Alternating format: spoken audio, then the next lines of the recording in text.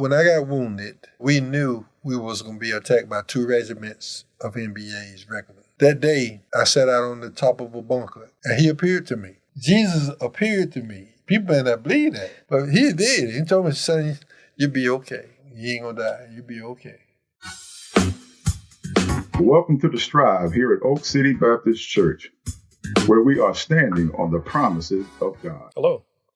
Thank you for joining us as we gather together today, talking about a veteran's perspective. And this is the Oak City Baptist Church Strive podcast. Today we have gathered with us Cecilia Edwards and James Simeon, and myself, Patrick McNair, and we're all veterans of the United States military. And we've gathered today to talk about various issues across the spectrum from the perspective of a service member or a veteran. And the panelists today don't have a clue as to what I'm going to be asking them.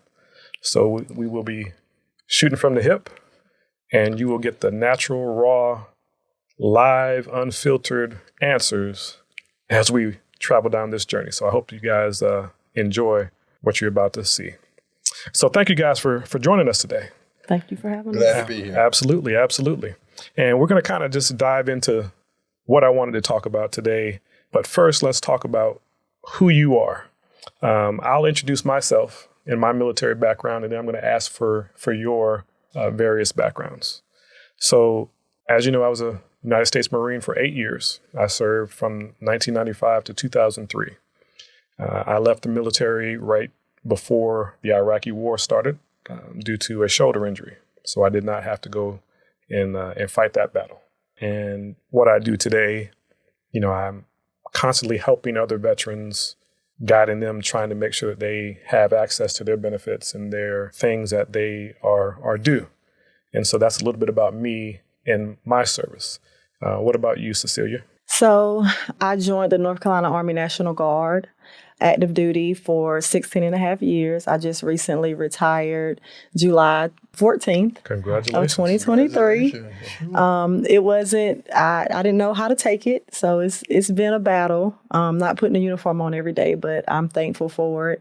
My background is I did have a security clearance, but it was human resource, marketing, recruiting, and supply. I've kind of dabbled in a couple different lanes while serving in the military. One of the biggest things I kind of take from it, or that I learned that a lot of service members don't act on, or that we don't know, is the Service Member Civil Relief Act. So that's something that I've kind of dove into a little bit more, and I like to kind of educate and let service members, past, present, know kind of how that affects us, past and current. Okay. All right. Thank you. Brother Simeon, what about you? I am a disabled Vietnam vet. I was drafted in 68. Went to Vietnam in 69 and retired, medically retired in November 69. So what kind of rank did I have? They didn't give rank for me. It don't last that long. But anyway, I have a passion for helping veterans. One year, about 2000, I met a veteran friend of mine that we used to hang together. And we was at the Bull Durham Blues Festival. And he came up to me and said, "Hey, man, you done got your money?" I said, "What money?" You know what I mean? I said, "I'm getting my regular disability." He said, "Oh, no, you got that Agent Orange. You was in Vietnam." I said, "Well, no." He gave me a telephone number. And that Tuesday, I was in the man's office trying to find out what was going on. And from that experience, I have developed a passion to try to help other veterans or their dependents or their caretakers to obtain whatever benefits they are entitled to. And so I get a lot of satisfaction knowing that someone else reaped the benefits of what I have learned. And I'm still doing that together with a lot of other people. And we encourage everyone that have questions about veteran benefits, seek the right resources. And hopefully during this process, we will explain some of the resources for you to obtain information for your benefits. All right. Yeah, we might get there today, and we might not. But that's okay. But at least you have a face to seek out some of those resources and ask us, how you may get some of that support. Where I wanted to start today 3 members of Oak City Baptist Church in the military. For me, growing up at the church, especially around Memorial Day, seeing those old heads in uniforms, that's one of the things that attracted me to serving in the military. For me, watching whether it be Deacon Smalls or Deacon Tucker or Rem Pope in uniform, it always used to burn me up that there was only one Marine, or sometimes no Marine, because Deacon Tucker wouldn't always wear his uniform. And so that's one of the things that drove me towards the Marines. That, and I had 2 brothers that served in the Marine Corps. So Cecilia, for you, what was the motivating or one of the motivation things that drove you to want to join the military? So honestly, when I decided to join, I seen the same thing you seen. I think at church for us, it was a big thing, and I've definitely enjoyed it. But my passion kind of came from, I was going to North Carolina Central University. I had my first daughter. I knew about the military. I wanted to join active and go regular Army, but then I would have to sign over the rights to my child because I wasn't currently married at the time, and I was not going to do that. So I wanted to make money fast, the legal way. And I came across the North Carolina Army National Guard. They told me what they could do for me, what they could do for my child, my educational benefits, and I got a sign-on bonus of $20,000. Wow. So for me, that beat me having to go and do anything in the streets that was not legal and reel it back in that way. So for me, that was one of the motivating factors of where my life was right then and there and what I needed to do to make a difference for my child. Okay. When it comes to life at Oak City, because we grew up at Oak City, right? What impact, if any, did that play into you making that decision? So, same thing you were saying. Oak City's been heavy on having these type of events, whether it's 1, 2, or 3. I can say that it's always been proud, right? If it's 1, they standing proud in their uniform, without the uniform, with the hat on, or just with a flag. It was always a big thing, and Oak City has always shown so much respect for its veterans. They let you have your moment. I think we've done some of the wildest things at Oak City as far as, and our pastor would let us take up as much time as was needed. So seeing that for me and seeing that there were not women in uniform at our church was big, because I was feminine, but I was a tomboy. So I'm like, I see all the men doing it. I can do it too. I'm like, let me check out my muscles. Let me put my uniform on. Let me lace up my boots. And let me be able to stand up here as the woman that's doing it. So we weren't heavy on females in the church doing things like that. So it was big for me to say I wanted to be up there because, of course, my dad served and I wanted to be up there with him, joined at the hip. So the support from the church for veterans has always been big, and I love it, and it's still big. So I wanted to be a part of that. Okay. All right. Thank you for that. Brother Simeon, you said you were drafted, right? That's one of those terms that you don't hear a lot about nowadays. Yeah. But as far as I know, for me, my dad was drafted World War II, and he talked about how he, as a colored man back then, classified that way, being drafted, how he tried to run away, right? He tried to run away from it. What was your reaction, and how did you feel? How did you cope with that being drafted to the United States? Am I supposed to be truthful about this? Truthful, yeah. Above board. Yeah. Well, I tried to get out of it. Okay. I tried to get out of it because I was the only son, per se. But my dad had other children, had some son by somebody else before. So that kind of impacted that. But when I went down to the intake station, I was dressed like a hippie. I had little beads on, sandals and stuff, and sitting on the floor, trying to, I want to see that picture. Me too. Trying to get away from, not going. So, end of that day, they told us to line up. And we lined up. And then the drill sergeant came down and said, you, step forward. He stepped forward and said, y'all going to the Marines. I said, oh, no. I said, oh, no. So I took 3 years in the Army, even though I didn't make it. But no. See, back during that time, in 68, 60, in the late 60s, it was a lot of free love, meaning the hippies, a lot of that. But we also had Martin Luther King. We had riots. We had a lot of things going on during that point in time. So the discrimination was very rampant in the military, just like it was a military society, was no different from the American society. So we went through a lot of things along those lines. I find that once I was in there, I went to be the best I could be.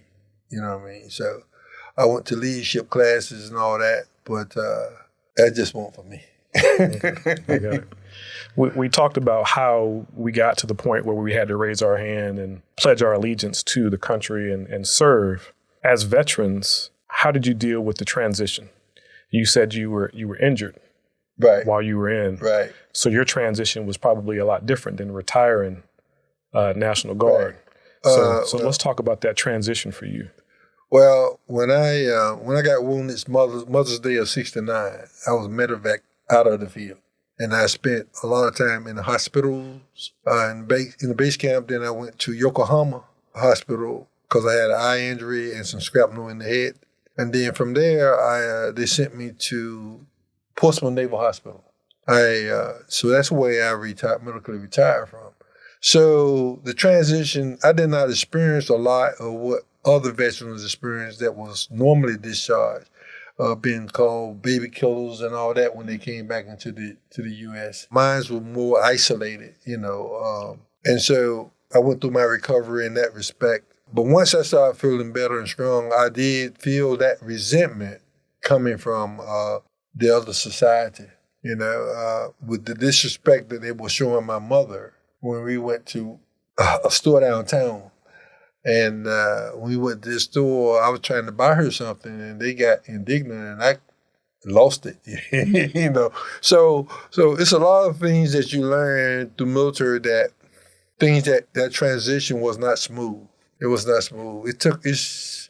And when you look back on it, you say, "Wow, man, you made it that far. Somebody must be looking out for you." And over the years, I realized that God did have my back, and still have my back. So I'm moving forward using my past experience as stepping stones instead of crutch. Right. A lot of people use that as a crutch. Right. A lot of people was not able to recover from any kind of injury with any kind of sanity, so it makes a difference. Yeah. So see, your transition is a lot more recent than Brother Samuel's here. What have your experiences been like as far as transitioning from that rigid structure of having to get up and form, that type of mentality on a day-to-day basis to now you're totally a civilian, and now what are you supposed to do? How do you deal with that transition? I prepared myself for this. I'm still not there yet. Okay. I'm still in transition. I knew I always wanted to retire. I too was able to medically retire, and I'm thankful for the option, but it was a little bit more forced. My last 2 years weren't the best years. The military has transitioned a little bit more to the sexism and the racism. So I've encountered a lot that, unfortunately, my chain of command the military is male dominant anyway. So it was a lot that was not understood with my medical conditions that was going on. And it was like the best thing to do was to get ready to take my out, even though I feel like I wasn't ready to do it. So for me, I'm still in transition. I still cry. I still have a hard time not putting the uniform on. I'm still happy that people tell me thank you for my service, but I feel like my service was cut short. As you see now, I still get emotional. My heart is always in it. So I appreciate my service that I've served. I'm always going to be a soldier. It's in me, but I'm still transitioning. So. And the good thing is that this is not the end of your story. Right. Whether that chapter has now closed, right? You still got more work to do. You're right. All right. So shake it off. Right. I listened to your story, and you remind me so much of your dad because he and I have had a lot of conversation about his experience in the military and how he went through some different challenges. So I guess we all go through some things. Some of us get recover much better than others. And some of it takes a while longer than others. And some of us don't never get to the end, Right. But the main thing is to keep on pressing forward, incorporating positive things in your life that you enjoy. And as we do those type things, the other stuff become more and more vague in your life. Right. One of the things that I did a little bit of research on, you start talking about the different things that impact veterans, right? And one of the top three, they're pretty similar. You got PTSD, anxiety, and depression, which can all be kind of bundled together, right? A lot of the things that can counter those three things are a lot like what Brother Simeon was saying. Getting around other people who are like-minded, who can support you, who encourage you, and then finding something to do. Because when you are idle and your brain is not idle, you start to go a little bit crazy, right? But those are some of the prevalent issues right now with veterans, with their transition. I've been active, running for 5 years, 15 years, 20 years. And now what am I supposed to do because it just stopped? Right. And you feel like you were this multi-tool, you were so creative and useful for so long to now you just discarded. What am I supposed to do? Yeah. You said something very important. A network of like-minded people. Mm-hmm. I used to, I had spent a lot of time at the vet center when it was on Lewisburg Road. They had one now on Sunnybrook. It was 13 of us that went through that group. And when we went through that group, we bonded with each other. Mm-hmm. Several of them are dead now, have gone on, but quite a few of us, we still communicate. If we need support, we know what to call. Mm-hmm. It ain't gonna be no whole lot of questions about this and that. It's because they have been through it too. The like mind, we was all Vietnam vets, so I don't know. I still think that there are groups that you can get that support from. People can get that support from if you're a veteran. One of the other things that I found doing my research was difficulty gaining employment. In society today, it seems like there's many jobs that are available. If you want a job, you can work, right? You driving down the street anywhere in Raleigh and you'll see somebody with a homeless veteran sign. It burns me up. I can't stand it. It really gets under my skin seeing it. But you can go walk any block and you'll see a now hiring sign. Mm-hmm. As a veteran, and we're going to talk about, I want both of your perspectives on this, and we'll start with you, Cecilia. When I left the military in 2003, I didn't want a job. I wanted to start my own business, right? And that's what I sought to do before I finally, had to get a job. For you, recently, transitioning into the civilian life, how did you find that job market? Did you find that your skills easily translated to the private sector, the public sector, or are there some gaps there that needed to be filled? It's a little hit and miss because I feel like in a lot of aspects, like overqualified. And it's not necessarily on paper overqualified, it's mentally. Mm-hmm. I feel like I'm overqualified because where I would go in and not knowing what my day consists of, especially being in human resource, you don't know if you just had someone that tried to hurt themselves, their family, if it's pay problems. You don't know when you sit down at your desk, what you're going to encounter, who's waiting for you, what help is needed from whatever soldier or their family. So every day in boots was different. It was stressful. In the civilian world, I still twiddle my thumbs. Like, what, this it? Y'all stressed out about this? Yeah. And I didn't want to. I thought my transition would be a little different. I thought I was going to be able to have time. But like I said, things kind of happened. So that date, when I got my retirement date of July 14th, I got that July 2nd. So whereas I was supposed to have had from March, they had my paperwork that some way slipped through the cracks. I was supposed to have had March to July 14th to prepare. I had less than 2 weeks to mentally and emotionally and everything in my life, and going from everything from my kids being completely covered to transition into a veteran system. So those 2 weeks for me was hard. So that's why it's kind of like it's a hit and miss, because I feel like I didn't get to transition properly the way I should have been able to, which makes it whereas a lot of things now, I'm a bit stubborn. I mean, you know, the military comes the way the military comes anyway. Mm-hmm. It builds a tough person, but it makes it whereas I don't have a lot of give in the civilian world. I don't have necessarily the patience to give the time to say, oh, all these trainings, just give me what I need. Hit me hard. Let me get through it. I'm used to that. I'm used to it not being put together. I'm used to working through mess. Yeah. So the transition is not easy. Yeah. And I find myself trying to find a place in a world that I've been in for 36 years. And I feel like it's not my place in this civilian world. Brother Simmer, you had a long medical recovery after you left the military. Yes, but the thing about that is, one thing that I had that they don't have today, if you were drafted and working for a company, they hired you back. Okay. You had that network that was there for you. So I was at IBM when I left, and even while I was out recovering, I still had that job until I went back. And when I went back. But they don't have that now. I mean, it's not a support network for people that been in the service and come out immediately. It's so helter-skelter.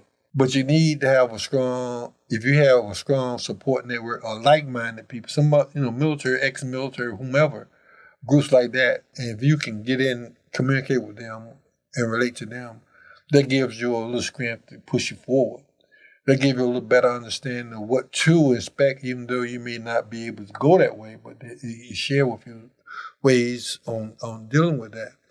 I had a long recovery, you know what I mean? And I still have issues, okay? Mm-hmm. I want you to understand that. But I learned how to adapt to them, how to adjust, and how to control it instead of it controlling me, Because there was a time when it was controlling me, man. And drugs and alcohol were no problem at the time, That's where you seek anything to find your comfort, But I found out that wasn't me. Yeah. So, and the stronger I got, the better I became to get rid of all that kind of stuff. Let's talk about another topic, and this is all from a veteran's perspective, right? So when you're in the military, you talked about it earlier, and I know you talked about it as well, race relations, right? Discrimination. So in the Marine Corps, that's the good old boys. That's the serious, that's their gun club, right? Yeah. And so I'll tell you a quick story about something I encountered, as a young Lance Corporal at the time. Got to my unit, I'm in electronics, maintenance. Got to my unit, I hadn't been there 3 months and I was getting promoted to corporal. Well, back then, getting corporal in 18 months in the Marine Corps was unheard of because you saw 4-year Lance Corporals. But of course, anywhere I've gone in life post high school, I was one of a few Black males to be in that particular setting, whether it be a room, a class, etc. And so, of course, I was the only Black man in my section.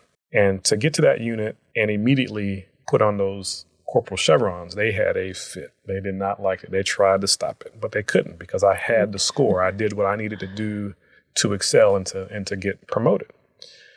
So that early on, as a young Marine, pulled back the curtain to show me what was really going on. Mm-hmm. They talk about everybody's green. You're a dark green or you're a light green, but everybody's green. But that's just not how they operated. For you, dealing with discrimination in this world that we live in, society today, the curtain's been peeled back even further in society right now the last several years, where we're having to deal with those types of issues on a day-to-day basis. For the last 16 years you've been in the National Guard, what type of experiences did you, briefly talk about as far as discrimination? So I'll say for the most part, maybe about 13 of those years, I've seen different things take place, but I was never necessarily involved in it. I never directly took any hits, I guess I would say, so to speak. It was, whereas at that point, the military was die hard on, if it happened, you were going to get taken care of. Mm-hmm. If it got leaked out, anything, it was going to be an issue. The past 3 years, it became like the world. It's like something happened and a portal opened up and racism became an okay thing. Sexism became an okay thing. People were okay now with just saying how they felt. So I've experienced it as in recruiting, I was the only female on my team, and I was one out of 2 African Americans, so 1 male and 1 female. So even though they needed me, right, they love to have me because you need my strength, you need my energy, you need what I bring, you need my fearlessness, but they hated to have me at the same time. Mm-hmm. So with that, I was called out my name, called black this and this, not necessarily to my face, but it would come back around trying to set me up for failure, want to put me in positions thinking I would fail. And I remember my first sergeant, who was Hispanic, which I didn't have a bad encounter with him, but he asked me, he was like, how did you come out swinging and on top? Because like you, I master badged, highest badge within less than like a 2-year time period. Nobody could understand it. And I told them, because y'all met the representative, which is Sergeant Edwards. You don't know Cecilia. Cecilia Pope, I was born her. Cecilia Pope is in a corner. She always comes out swinging. That's who my parents made me. Y'all don't know that person. So I felt that. I felt I always had a point to prove. Being in leadership roles, they didn't like it. They didn't like to listen to me. But they had to respect it. The last encounter for me that kind of really pushed me over the edge was my commander made a comment about it no longer being, I was explaining the situation why he couldn't get in contact with one of the soldiers that was away at training. And he said, oh, well, I guess it's no longer white privilege, it's rank privilege. And he was Caucasian. And I stood there like, did he just say this to me? Mm-hmm. And the way he talked to me, I told my first sergeant, I feel like he treats me like I'm the help or something, like the movie. And when I had a conversation with my first sergeant, because he wanted to know what was my reservations, why was I changing? And I brought this up to him, and he's a Hispanic male. And he said to me, Sergeant Edwards, I wouldn't have taken that comment that way. And I said, well, maybe because you're a Hispanic male and you have the fairer skin and maybe you're more on the white side of the spectrum than on the brown side of the spectrum. Maybe that's why you don't see anything wrong that this man felt comfortable enough to tell me it's no longer white privilege. So I, held it in. I notated my things, and that was a part of my exit plan because I knew they meant me. I no longer trusted them. Yeah.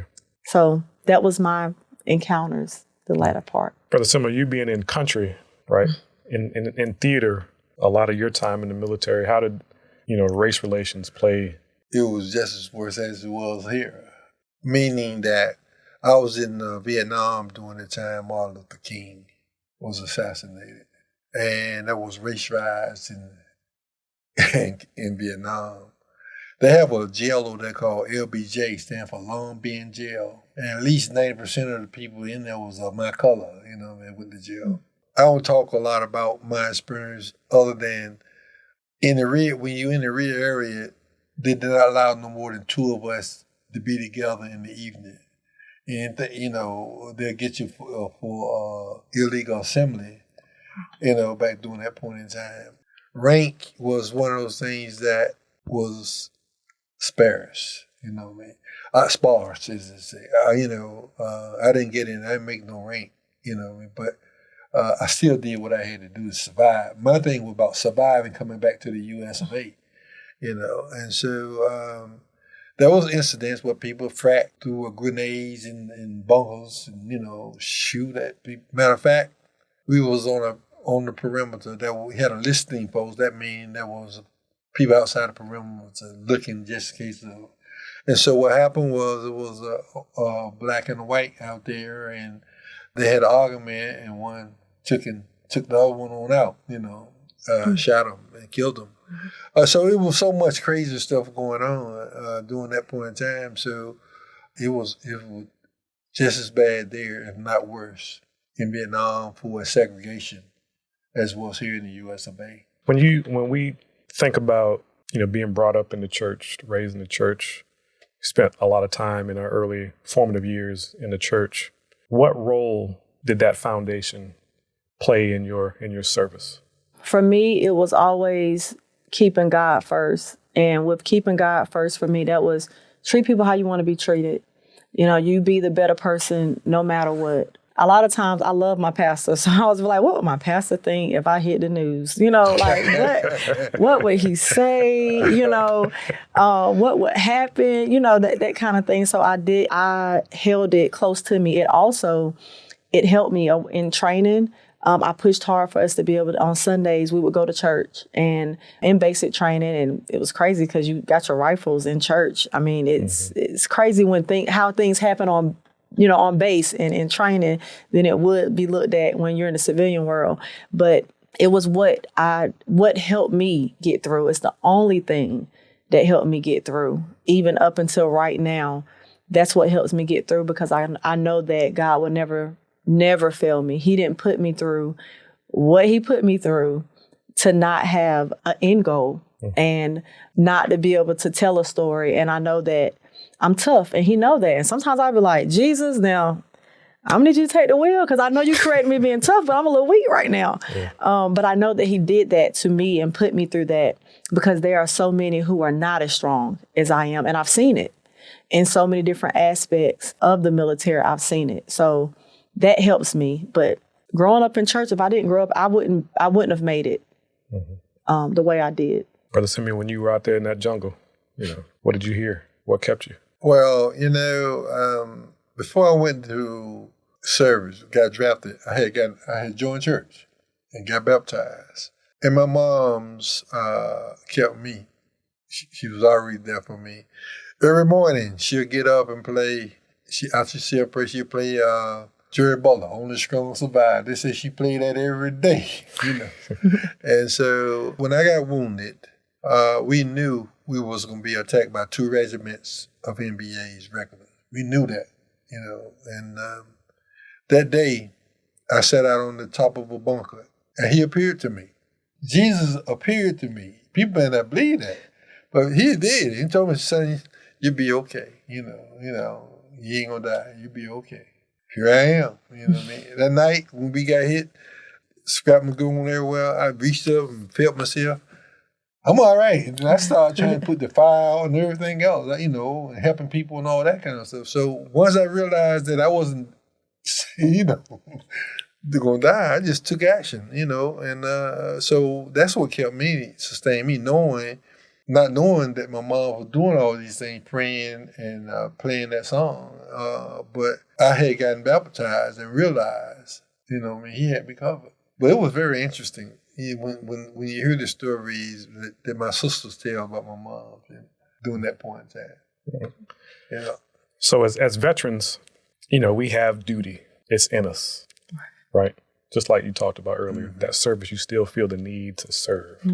What can we do forward to give back, to make sure that those people who are still wearing a uniform are supported? Because we know how to support veterans, right? The resources, the services, all of that kind of stuff. But as someone who recently transitioned or in still a transition mode, what can we do to help those people who are still wearing a uniform? It's crazy you asked this because that's one of the things that I talked about in the transition, and because I feel like it was all wrong. There was no love in the transition. There was no heart. It's like when you're transitioning, they automatically write you off. So I feel like for me will always be honesty. You be honest, be real with people about what you experience, what you encounter, because you never know how that will help them or where they are. And also with them just being able to be real with themselves about the process. What I did learn in the process, what I would want to give back to any service member prior to them getting ready to transition is all the lining up. Getting not just your affairs in order, like financial, but just getting your life, like things with your kids, your spouse, family, but your paperwork. That is the key. Because when I signed my 214, there were some awards missing. When it came down to the service member benefit plan that you sign for your spouse to get paid if something happens to you, to me, that plan is bogus. because it's not life insurance. But because I had this short amount of time and no one took the time, and actually the NCO I sat down with, I asked, is it a way I could just leave something to my kids? How does this work? No, that's not an option. They never let me see all of the paperwork. And because I was emotional and I was on a short time frame, I did what I told people to never do. I just signed and I didn't read and I didn't have time to do research. Wow. So with that, I'm stuck with a payment that comes out of my benefits for the rest of my life for something I never wanted. So it's different things. I was so rushed. Being down there at Fort Bragg, Fort Liberty now, I just felt like I was just a number. I felt like it was an inmate number almost. My last name was my inmate number, and that's all that I mattered. Next, you got to hurry up. Finances close at 3:00 is exactly what I was told. If you don't sign this, then, and it's like, I wish now I wasn't so emotional and I would have been like, okay, because the Cecilia in me would have been like, all right, well, I ain't signing and let's see what we get. You're going to have to extend me. But the me this was so new and no one helped me and I didn't understand was like, oh my gosh, let me just do what I'm supposed to do. So I would definitely, that would be the service that I would give. Is that sit down and look at your paperwork. Brother Simeon, what about you? What do you think? She hit some very critical points. I mean, that process that you're experiencing now, they hurry up and get you out, don't give you opportunity to get a good exam, don't give you all the information. That was happening during my time as well. And that's why so many veterans today have an issue in trying to get their benefits. Simply because they didn't take the time. Back during then, I went to the war, so they rushed to do what they need to do. If you don't have all the proper paperwork, it makes it difficult for you to get your benefits. It's a process that you have to go through. They should give you an exit interview. They should give you an exit exam. All those reviews supposed to take place, but they don't take place. Some of it is your fault. Some of it is their fault. Because they ain't gonna tell you if you ain't gonna ask them anyway. So the key thing is, I tell veterans today that I try to help. When you get to this point, you got to build the case. You have to start building the case and try to work from that perspective to get your benefits. But you're right. What you were saying is, if you can tell anyone, any 3, any 4, or many, they're about ready to be discharged, the process that they need to go through, they need to carry themselves through it, whether they want to or not, should be helpful to them because it's very important. It's critical. It's life-changing. Yes, it is. Yes, it is. So as we kind of wind down this discussion, would you do it again? Without a shadow of a doubt. If my body would let me, I would have said, sign me back up. I would do it with the heartbeat. I would do it and I wouldn't change too many things about it. Brother Simeon? I can't say what I started saying. but the answer to that is no. Even though it helped me in a lot of ways, I still say no. I would say to the young men and women out here today that is lost with any kind of don't have any kind of direction of what they want to do with their lives, I think it is a good a tool to train them in a way that they can benefit themselves down the road. I definitely encourage that part of it. But for me, no, sir. Gotcha. I had a gentleman ask me today, he said, hey, man, my son is talking about going into the Marine Corps, cybersecurity. And I said, send him. Send him. Because he's stuck. He's in his 20s and he can't figure it out. They will move you. Right? I've often said that when you join the military is going to bring something out of you that's already in you. That you just haven't discovered yet. Yes. Right. And so use that as a tool, just like you just said. Use it as a tool to help get you unstuck. So as we conclude here, Brother Simeon, I know we have an event coming up in November that you wanted to talk about. Do you want to give a good little segue there? Yes, I would like we would like to get you, veterans, dependents, caretakers, to come and join us at Oak City Baptist Church on Veterans Day for a forum that we are having on November the 11th. During this particular forum, we'll be discussing issues of concern, patient advocacy, burial processing, VA nursing assistant living the PACT Act, VA claim process, and the changes that have occurred over time, veterans insurance, We also have an interesting person on here called group on here called Center Wellness. That is a primary care organization that specializes in helping seniors and veterans with insurance. We also have a representative from North Carolina Department of Military and Veterans Affairs presenting. We also will have someone from the VA hospital to talk about patient advocacy and what they do for veterans in the hospital and when they leave the hospital. The name of our title of our forum is Digging Deeper, Fire in the Hole. I don't know what you may not understand what fire in the hole is, but that means beware. Beware. So you are cordially invited to participate in that program, learn some information, meet some veterans that can help you, encourage you.